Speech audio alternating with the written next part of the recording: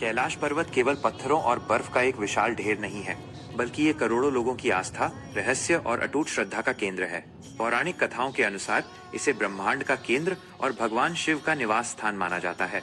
कहा जाता है कि महादेव अपनी अर्धांगिनी माता पार्वती के साथ इसी पर्वत के शिखर पर विराजमान रहते हैं, जहां से वे पूरे संसार का संचालन करते हैं। हिंदू धर्म के अलावा तिब्बती बौद्ध धर्म में इसे कांग रिनपोछे कहा जाता है, जिसका अर्थ है अनमोल बर्फ का गहना। जैन धर्म के अनुयायी इसे अष्टापद मानते हैं, जहां प्रथम तीर्थंकर ऋषभदेव ने मोक्ष प्राप्त किया था।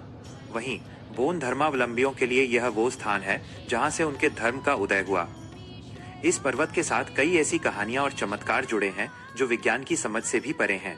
कैलाश पर्वत की सबसे हैरान करने वाली बात यह है कि दुनिया की सबसे ऊंची चोटी माउंट एवरेस्ट पर हजारों लोग चढ़ चुके हैं, लेकिन कैलाश पर आज तक कोई भी विजय प्राप्त नहीं कर पाया है। स्थानीय लोक कथाओं के अनुसार केवल एक सिद्ध बौद्ध भिक्षु मिलारेपा ही इसके शिखर तक पहुंच पाए थे।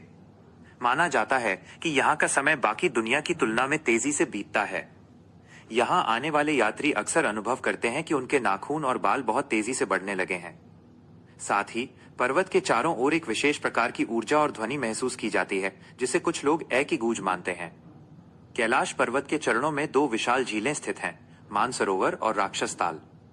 जहां एक ओर मानसरोवर का पानी बिल्कुल शांत और मीठा है, जो सकारात्मकता और पवित्रता का प्रतीक है, वहीं दूसरी ओर राक्षस ताल का पानी खारा है और उसमें कोई जीव जीवित नहीं रहता, जिसे नकारात्मक ऊर्जा का प्रतीक माना जाता है।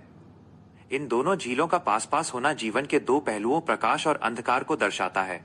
कैलाश की परिक्रमा करना हर श्रद्धालु का सपना होता है, क्योंकि माना जाता है कि इस कठिन यात्रा को पूरा करने से जन्मों जन्मों के पाप धुल जाते हैं और आत्मा को परम शांति की प्राप्ति होती है।